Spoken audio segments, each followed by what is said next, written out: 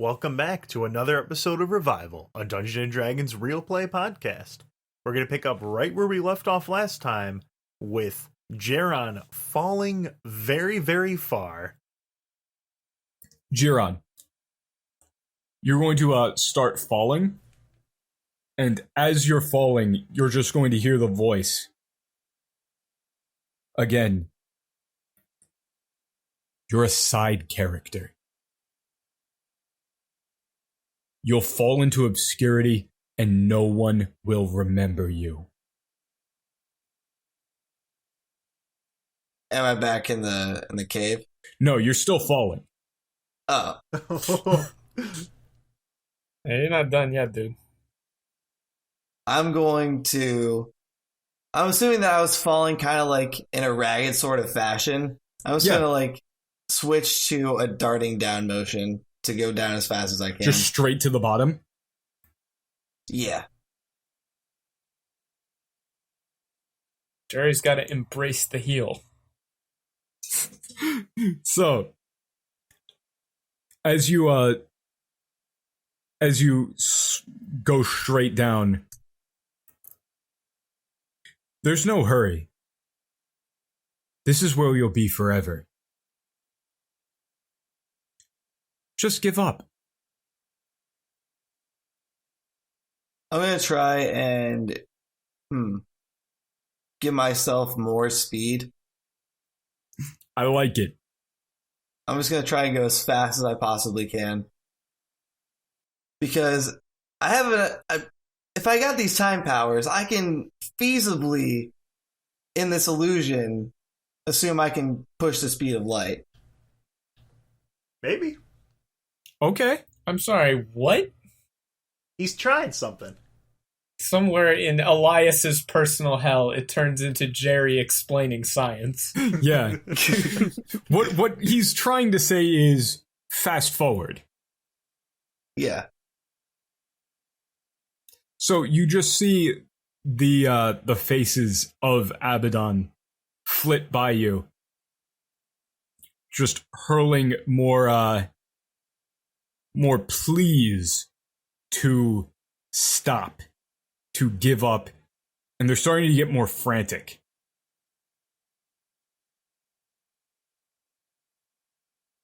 We're going to push it to plaid. You son of a bitch! Okay. All right, then. He's going plaid! Oh my god. This waking nightmare sure is a fun goof. All right. So, This is our collective nightmare. Yeah, so this whole thing ends, and then everyone wakes up in New York 9 months ago? Elias has just fallen out of the portal, and we realize it was all a waking nightmare. So, at the very bottom, just taking up your entire field of vision, the face appears one more time. And he is just going to say,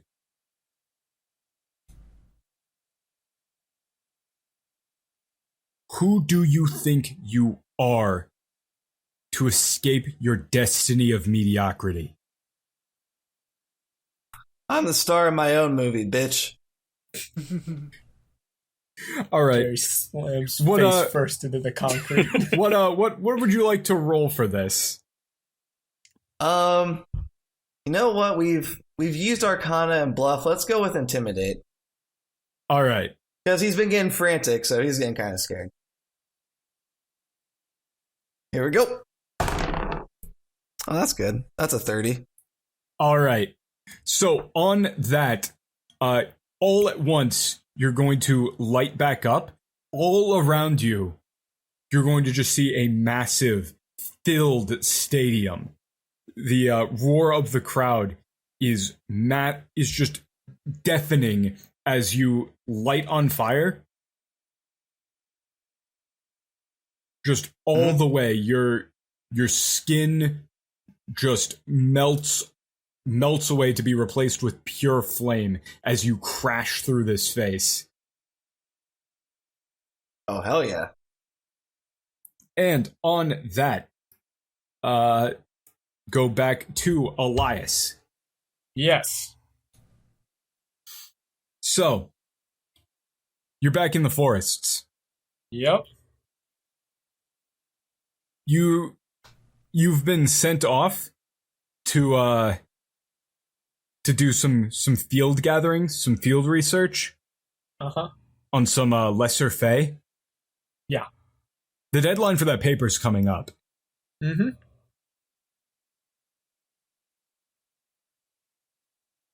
You're supposed to find a very rare and elusive species. Lesser species of lesser pixie. How lucid am I? How dream logic am I working on here? You're on like 85% dream logic. Right, so there's a little niggling doubt in the back of my mind that says, hey, this doesn't seem quite right. Right.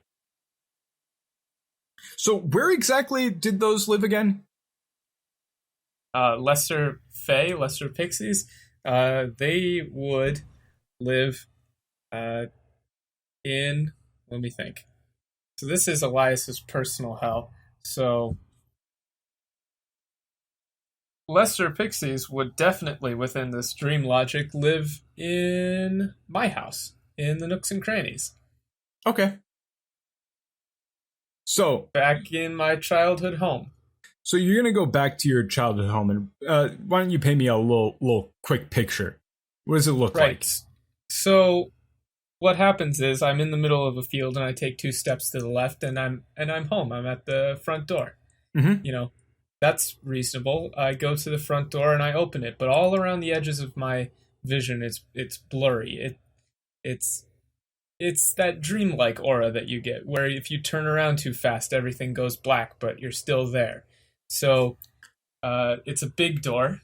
It gets bigger the closer I walk to it, but then it shrinks back to a normal size. I go to open the wooden door, which has a simple brass handle, and on the inside are several small rooms. All of them have candles in them.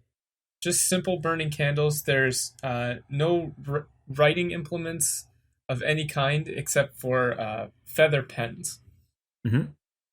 That's it.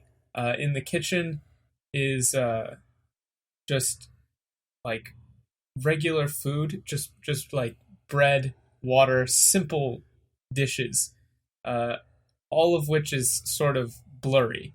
Nothing is corporeal. Everything looks as if you would reach out to get a closer look at it or see what it's made out of. You can't do it. It's just, that's how it is. So I walk in, I start looking around, and every time I go to look in the corner of my eye, there's a little mote, a little pixie, a lesser fae. But when I turn to look at it, it's gone. Right. So, as you start looking around, you're going to just feel a hand on your shoulder. Elias, right. boy, what are you doing here? Weren't you supposed to be out? I am out. No, you're not. You're supposed to be out in the fields doing your research, right?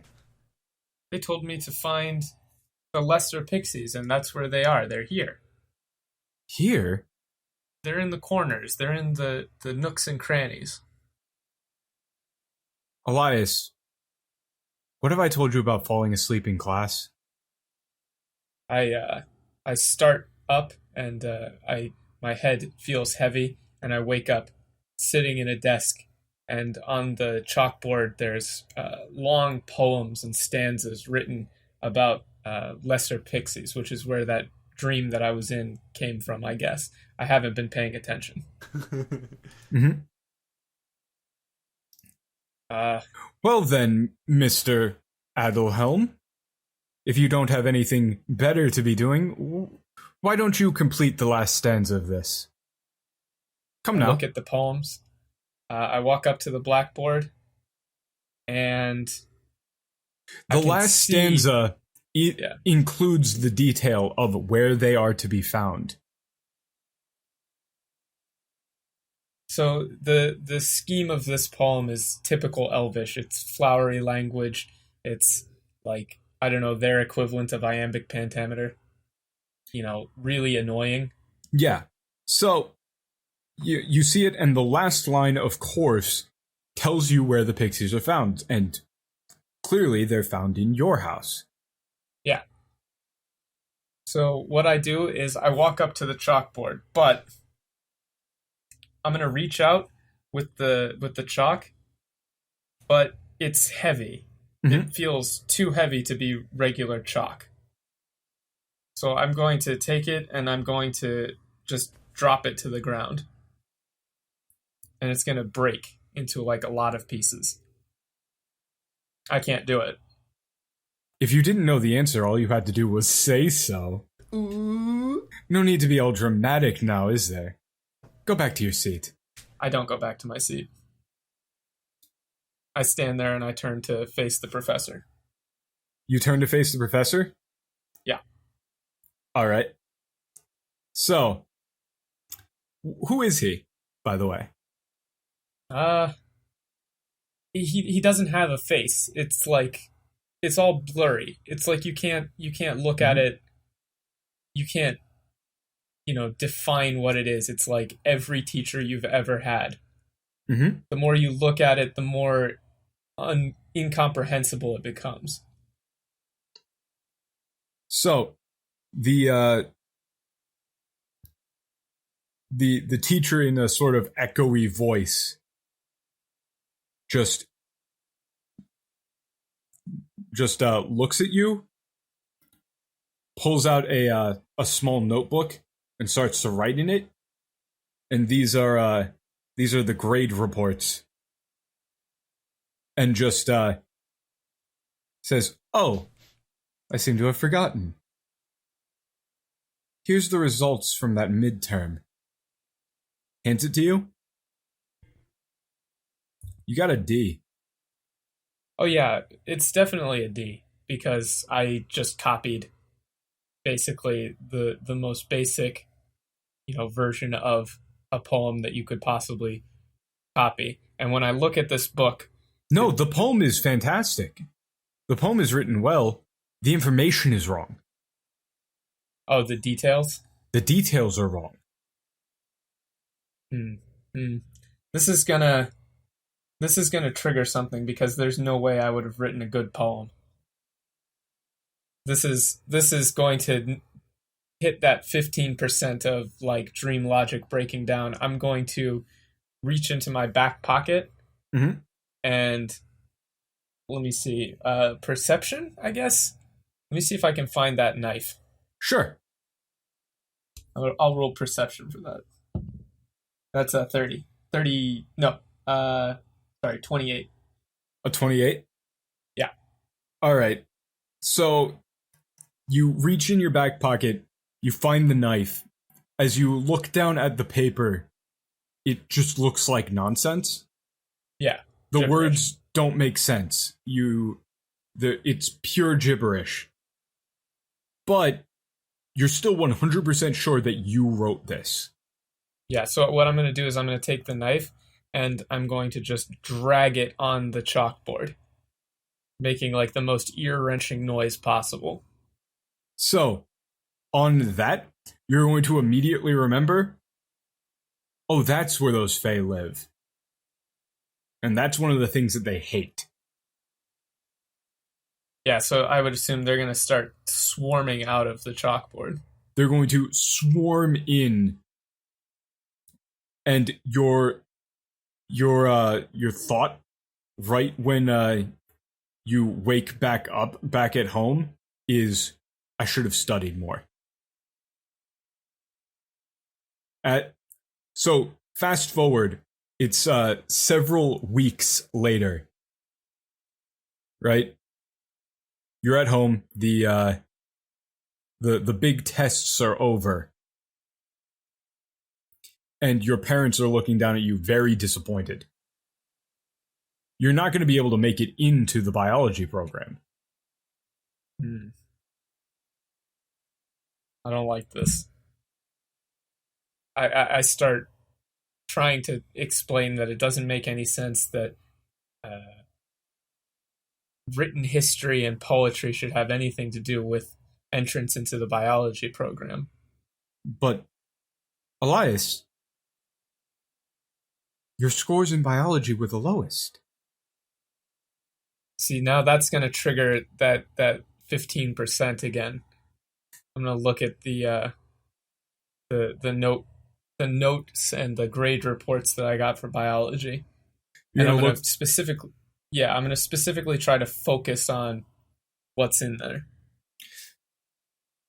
So you're going to see you wrote a short paper on hellhound physiology, but you completely forgot about the gas sack where they keep the combustible gases that everybody knows about. Really basic mistake. Right. You look at another a dissection report. You accidentally ruptured the flight sac of a land-dwelling jellyfish species. That was actually you actually mistakenly did that on a live subject instead of the dead one. You couldn't tell the difference. It's very hard to tell sometimes. Very embarrassing. A dissection report. This is throwing up more and more flags in the 15%. If this is my personal hell, then my personal hell is a world where everything is how I would want it to be, but I'm completely incompetent. Yep. The biology department is incredibly well renowned. Yeah, that's a lie. There's no way that's true. It's very well respected. Okay, I'm gonna roll nature here, and there should be a way for me to commune with Specky. All right. I'm gonna try and ping Specky because I feel like this is starting to be like I've just noticed that where is Specky? Mm-hmm. That is 25. Okay, on a 25, right? You're going to reach out. You feel you hear a faint meow, and you're going to look down in the bottom of the box here, and you're just going to see a little cat face. As you're going to see a grade on a very nice poem that you wrote regarding the fantastic discovery of the new sentient fungal species found by your good friend and rival, Various Tallneck. Yeah, that sounds like some absolute bullshit, but it's gonna hit me like an arrow of despair and right in the chest. Mm-hmm. So I'm gonna drop to my knees, and I'm gonna take whatever booklets, whatever papers I have, and I'm gonna start just ripping them to shreds. Okay. So you start ripping them to shreds, right? Yeah. You start ripping them to shreds, ripping them to shreds, ripping them to shreds. And your parents start to freak out and start to like shove you out of the door as you find yourself outside and in the forest. Mm-hmm. You're all alone in the dark. You see a pair of eyes off in the distance and some growling. I'm going to stand up straight. I'm going to take the wyvern skin cloak that I have, that I've obviously always had because this is operating on dream logic. I'm going to take that wyvern skin cloak and I'm going to cut a small section of it with this penknife and turn it into a blindfold. And I'm going to put that blindfold on. Okay. So you're going to hear this dark, like deep growl from this thing in front of you. I'm going to sit down. I'm going to sit cross-legged, and I'm going to start meditating on nature. Okay. So you do that. This thing is getting closer and closer until you can feel the reverberations from its throat. It sounds like some form of large cat. Yeah, I'm gonna reach out and put a single hand right on its snout or forehead. Its face is primarily flat and kind of featureless. Right. I'm going to Very commune hard. I'm gonna commune with nature. So, you feel it, and then you just hear, meow. Yeah. I'm gonna stand up. I'm going to take the blindfold off, and I'm assuming that this is like Big Specky. astral form Specky, like panther sized. Yeah. Same dumb cat face. Yep. All right. So if Specky's here, then this is going to start. I assume the dream is going to start falling away, at least a little bit. But I still feel like bad, like just generally bad. Right. And I don't know how to fix it. So you can see off in the distance from the woods, you can see the city, you can see the town, and then you see yourself in the forest alone. I'm going to light it on fire. I'm going to light the forest on fire. The forest? Yeah, I can't reach the town, but this is nature. This is what I want to study, but I can't do it. There's nothing here. It's all wrong. So I'm gonna get on Specky's back because Specky's like panther size. I'm gonna pull out like my flint and find like any dead tree, anything I can find, and I'm just gonna light the forest on fire and ride on Specky's back into town. All right. Fantastic. So the forest catches real quick. Yeah. And it's starting to spread, and you're riding back towards the town? Yeah.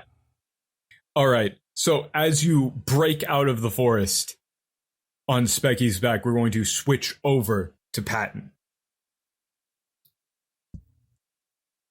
You're sitting down, you're exhausted. In the triage of all the people still moaning in pain, thrashing around. You're out. You're out of everything. You don't have any more sutures, you don't have any more bandages, you don't have any more medicine. I'm going to drag myself to my feet and look around, see if I can find in this triage a door to the back room, any kind of supply room, because I can't stop. I can't stop working right now. I have to keep on going. Yeah, you see the door to your workshop. All right, I'm going to go ahead and just push on open the doors, walk into the old workshop from back when I was still in the plains. Mm-hmm. I can see old notebooks. There's a lot of old prototype things that I was making. You can see in the background, like in the back, it's a complete mess. There's scraps of metal everywhere. Very, very few things are even close to the final stage. It seems like a lot of these, I got to a certain point, and something just wouldn't work. And I would just drop it, come back to it later, but end up working on another project. You can see what looks to be like a crossbow that it had something with a reload that would not work, where I would have the crossbow bolts and they would just break because the pressure was too high, but I couldn't figure out how to get it right. You could also see two old books, Working in Defiance of Science, and then another book, Anagrams and Alliteration. That book is very large. So, I feel like those books should be like proper naming schema for inventions. If this is Patton's hell. You can in my old workshop too, there's a lot of those alchemy supplies, but there's a very noticeable layer of dust on them. Like they haven't been used in a while. Yeah, of note, you don't have your suit. That's gone. In fact, you don't really even remember what it looked like. You feel your body for a bit, and you get that the feeling that you're forgetting something. But then, oh no, of course, this is just what it's always been like. Yeah, I'm gonna check out and see if I can. I'm gonna pick up the crossbow, try messing with it again, see if it'll click now, and keep looking over, try and figure out what's going on with it, and I just can't figure it out. There's something about it that's wrong, but I can't figure out how to fix it. Yeah, there is something wrong with it, but you cannot figure out what. You disassemble and reassemble it, you don't even know how many times, and nothing. I'm just gonna set the crossbow back down. I'll get back to it later. You know, maybe I'll come back and maybe something's gonna click and I'll be able to get through it here. I'll look through some of my older notes. So you set it back down? And, yeah. You look through some of your other notes, and then you come back to the crossbow, and man, it's been a while since you looked at this. It's covered in dust. The metallic bits are rusted. You're going to need to replace those. It's worse off now than when you left it. I'm going to pick it up again, move it to a different spot in the workshop. I'm going to see, okay, maybe it's the lubricant. And I'll take it over to the alchemy supplies and just kind of take things off the shelf. They're not even properly labeled. Yeah. I'm going to try putting things together. I clear it off there. I'm mixing things in these dirty glass containers, trying to get something that'll work. I end up with this kind of thick oil. It's not very, probably not going to work very well as a lubricant, but I'm going to try it anyway. So you try it. You've only got a little bit left. It doesn't work, and now you're out. I'm going to put my hands down at my side, look at this. At this point, I don't even know if I can fix the crossbow anymore. It's all inside the gears. Things are rusted. It might just be completely gone now. I don't know if I can even fix it anymore. So from out of the corner of your vision, you see a small, like one of those dumb waiters, right? Ooh. That comes down into your workshop where some of the local people would occasionally give you food and things, and down from that you see a blueprint come down. I'm gonna go over and look at the blueprint there, hold it up, and see if I can see what this is all about here. So you're going to see a very blatant mistake. Your gearing system was completely wrong, but this person they fixed it, and you've got the blueprint. So that's great. It's awesome. Patented though. Patent Devontae Sowards. Well, whoever Devontae Sowards is, this guy's all right. This guy seems like he's getting it. I'm gonna see if I'm gonna apply this gear system on there, but the crossbow's still. It's better off than it was, but it's not still functioning yet. And so I've got one piece of the puzzle in there, and I'm gonna see if I can. I'm gonna look around, see if there's another blueprint coming down. Yeah. Full disclosure: this is one of the bits where things did not go as planned. Mm-hmm. So, down from the dumbwaiter, you're going to see, kind of curled up in the dumbwaiter. How you can kind of ride down these things. Mm-hmm. You're going to see that woman come down from the Tenali Institute. She's going to kick her legs out and sort of gingerly jump down. Oof. Hello, Patton. Hello. How did you get down in here? How? Do you not know? Well, I may not know a lot of things, but I do know that this is kind of out of the way. No one really just kind of drops by for no reason.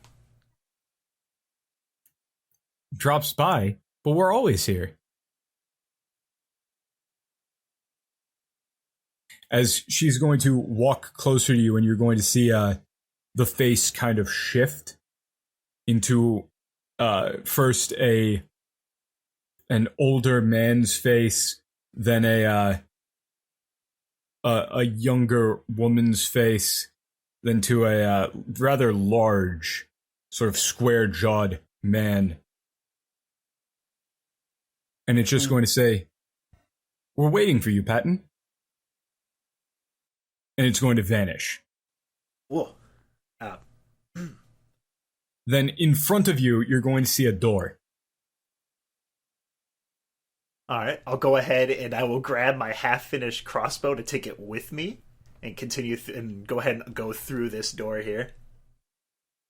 Okay, so you go through the door. And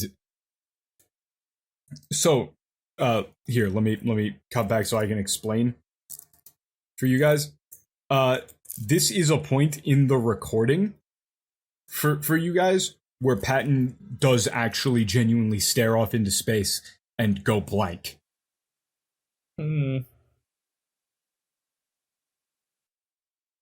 So you go down the hallway here, and at the very end of the hallway, you see an AutoDock machine. It's filthy. It is covered in blood and dust. It looks like it's barely functioning. But you know that you need to get in it.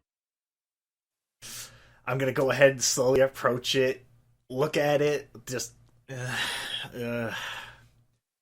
see that there's all the kind of scoop out some of this dried up blood if I can, scrape it off, make it as clean as I can, delaying me getting into the machine. Mm-hmm.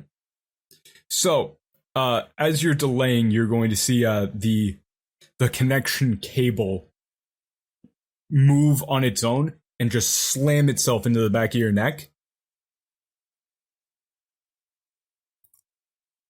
As you're going to see some, a status window pop open with just a installing important updates and a status bar.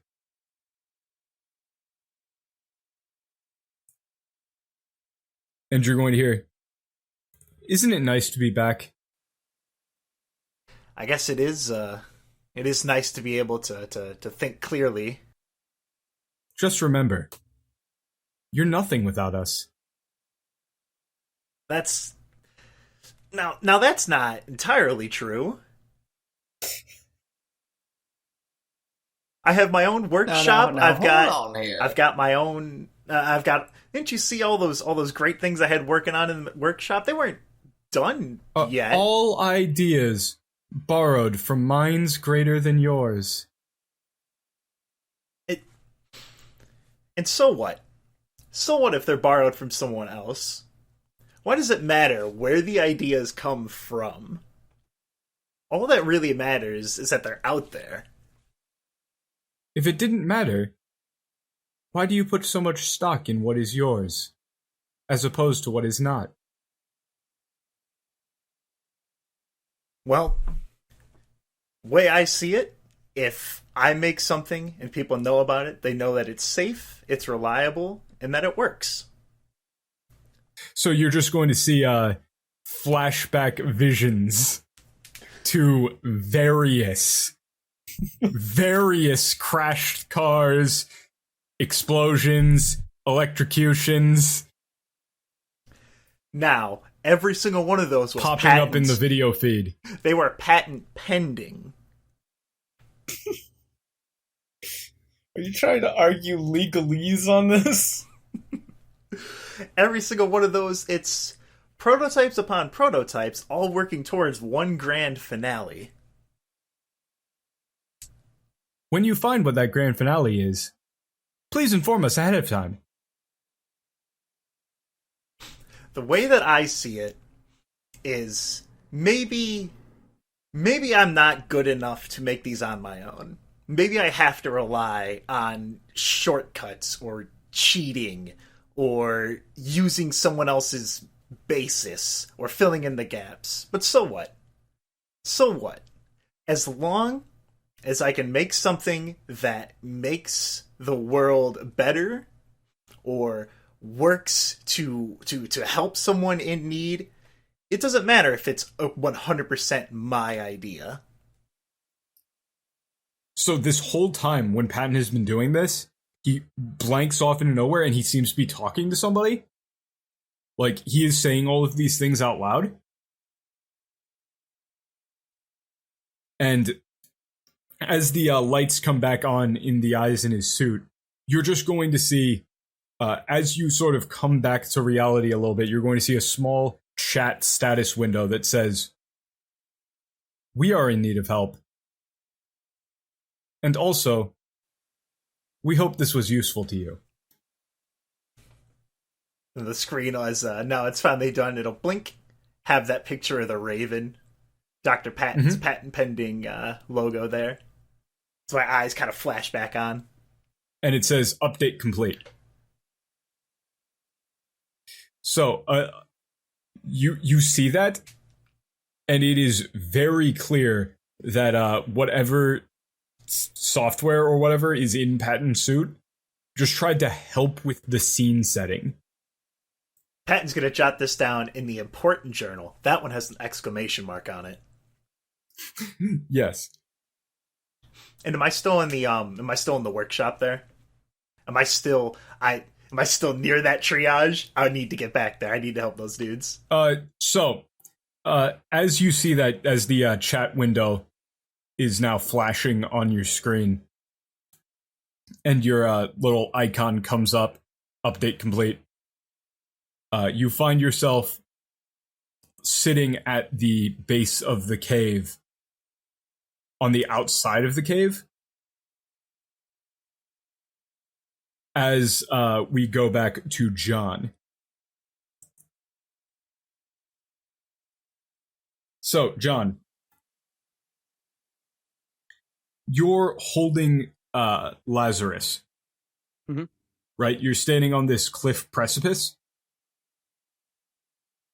You just saw Giron fall into the abyss. Sure did. That sucks. You turn back to see Lazarus. He looks at you and he just scowls. You alright, Granddaddy? I gotta go after my friends. Boy, this ain't no movie. This ain't no game. Those are lives. You ain't saving them now. You made your choice. You picked me. Why? Well, I mean, you always been there for me, so I figure I gotta be there for you too. We're family, after all. You damn fool!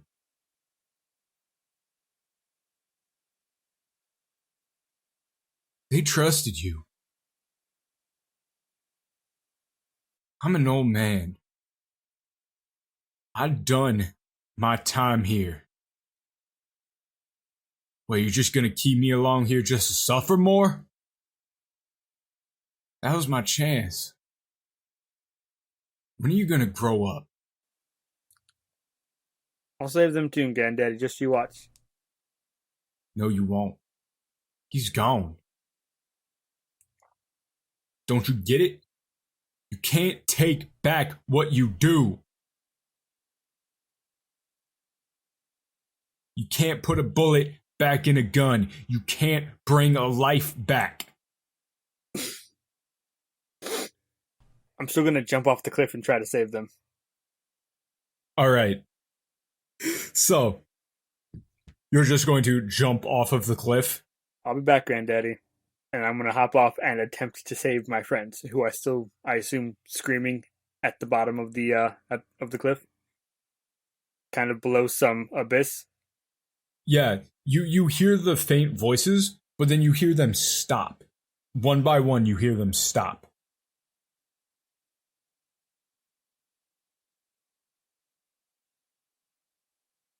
As you hear back behind you.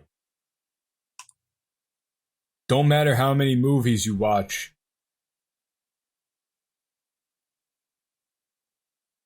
You can't go around playing cowboy with other people's lives.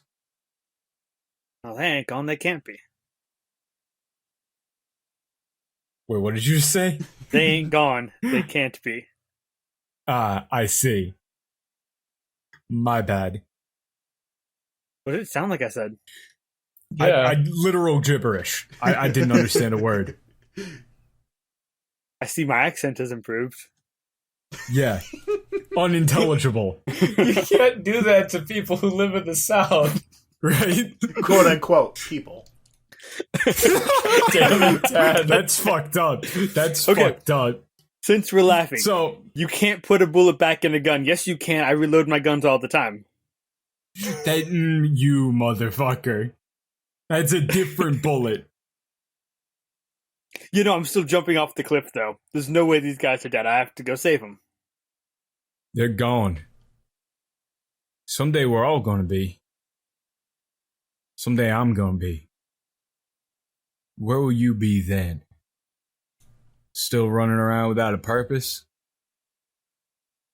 But I got a purpose. We're going to save the world. Are you? You sure you're doing the right thing? Sure seems to me like a lot of pain's been caused. I always try to do right, but if I ain't done right by you, then I don't know. John, doing right by me don't matter.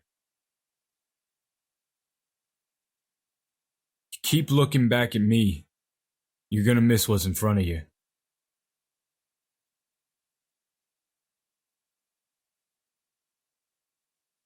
Literally missed in the case of Jerry falling past him. Yeah, Yes, that's what he's doing. I'm just staring off into the abyss, very sad. Not sure what to do. Because my friends aren't screaming anymore. Which normally is a good thing, but in this case it's bad. you're gonna hear that the platform that he's standing on crumble. And you're just going to hear a body start to fall. Oh shit. What do you do? Alright, so is this a platform that I'm standing on too, or just the part that he's standing on? The part that he's standing on, you're falling down back into the abyss. You hear him behind you start to fall. I mean, I've already jumped, so Do you turn back? Do you look back? I mean, no, I think I've learned something here. Hopefully. Maybe. So you're going to hear the sound of a body just slamming into a another one of those cliff faces. You know, that sort of dull thump. I mean, I done everything I could for him. I got other people I have to try and save now. All right. So on that, you're going to see down in front of you, big ol' light. It's going to get smaller and smaller till it looks like you just about reach out and grab it. It looks like something I can grab. Yeah, just Okay. this ball of light. Guess I tried grabbing it. All right. So it is incredibly hot, and also it just feels like it saps the life right out of you. And you're struck with a immediate and certain realization that if you hold on to this, you will die, but your friends will live. I keep holding on. Hopefully they'll find a way to save the world without me. So you hold on, And then, so everybody else, the three of you guys, Elias comes crashing out of the weeds, strapped to Mavala Jr., sort of lashed to it on Specky. Giron is on fire coming out of one of those. Not like all of your skin, just like regular on fire. That's good. Patton is sitting up on the at the edge of this cliff. There are no locusts in sight, and you see John propped up against the wyvern with his arm in its mouth, and he looks to be unconscious. John or Elias? John. He said John. All right. If I'm snapped back to reality, and You son of a bitch! if there's some, I'm not finished. What is the current status of gravity? Yeah, god damn it, Tad. I was gonna do that. Yeah, I knew you were gonna do that, and that's why I didn't want to let you. The lowest hanging fruit is often the sweetest. Fucking put that on a t-shirt. Revival. The lowest hanging fruit is often the sweetest. So if I'm back, I'm gonna ride Mavala Jr. right up to John. Mm-hmm. And I'm gonna look at this wyvern again, because all the locusts are gone, right? Yeah. So I feel like this has all been part of some sort of weird vision. So does the wyvern look normal now? Yeah. No scorpion tail? Nope. All right, I'm going to run up to John and try and pull his arm out of the mouth of the wyvern. All right, so when you pull his arm out of the mouth of the wyvern, you see clutched in his hands, you see a small bag. Mm-hmm. Really not so much small, it's like a cloth satchel. Like a fairly large satchel that he is gripping. Is he like freaking out, or no? He's unconscious. No, but I mean, like, is his grip just like knuckle, like white knuckle? White knuckle, yeah. All right, I'm gonna try and pry the bag out of his hand so he can drop it free to the ground. Okay, so on that, you notice immediately that when you put your hand next to it, you feel terrible. Like, more so than being in a mana void, it's like your arm almost stops working when you get too close to it. My intuition is that this is some kind of mana absorbing crystal, then. Maybe. Mm-hmm. Something like that.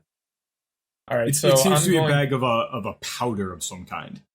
Oh, a powder. All right, then I'm going to basically treat this like anthrax in a post office and back the fuck off. Patton's got that wooden stick for keeping people away, because I'm just going to kind of poke at it from a distance. Okay.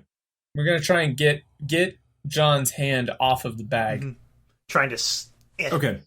So yeah, Patton gets his prod and stick out. You can kind of get it underneath his hand and just pop it out. Mm-hmm. And right when you do, his eyes pop open. How am I feeling? Pretty bad. But now that the bag's out of your hand, pretty good, actually. That sure was a trip, I'll tell you what. John, do you have any idea what this substance is? What substance? Or where it came from? This bag you were gripping? Some kind of satchel? I'm not sure. Don't know. So you look at it, you have no idea what this is, but the one word that just comes immediately to mind is abyss. From the abyss, I suppose. Well, given the visions I assume that we were all just subject to, I would think that we should probably keep our distance from this, but possibly treat it as a potential artifact. Could be useful. Yes, well, I'm not sure how useful something that we can't really touch is. Am I still very much on fire? You can put yourself out. Oh, okay. Stop, drop, and roll. Jerry's been on fire in the background, realizes he's on fire, stop, drops, and roll. Ah, crap. He's got some resistance. He's fine. It's just ongoing 5, and he can sponge that.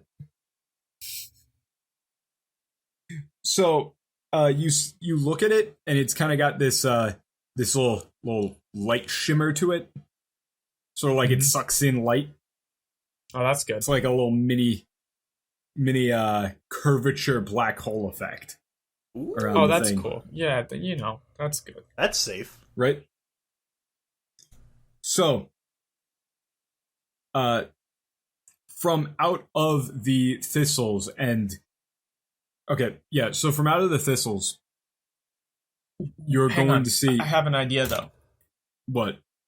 I want to take the I assume I actually have that wyvern skin, right? Still draped on my back. I'm going to use the wyvern skin. I'm going to wrap it up because that stuff absorbs like magic shit.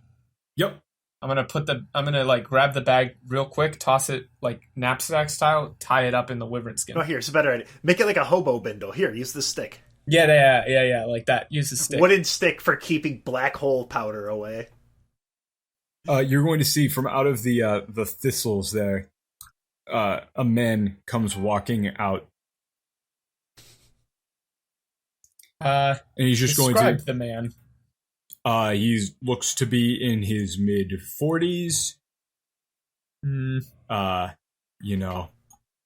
Kind of gaunt, short, bushy beard, streaks of gray, black beanie, lab coat. I suppose we all stare at him and... He's sort of hunched over with his hands in his pockets. It's Abaddon. As he walks up,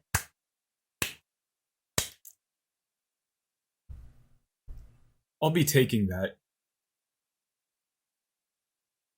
I am the king of the abyss. That is rightfully my property. As you're going to see the shadow extend from his foot, engulf the bag, disappear, and then he is just going to bolt off into the thistles. This all happens in just like a snap.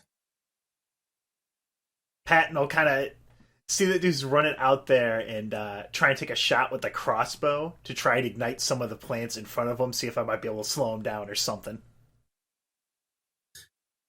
All right, so you set some of these plants on fire? I'm going full auto with it, too. I'm trying to burn out, trying to block his escape route. Yeah. So, you go for that. You can vaguely see a shadowy figure running through the flames here. Mm-hmm. But you see a small flash of white powder, and the flames get entirely absorbed by it. That's not good.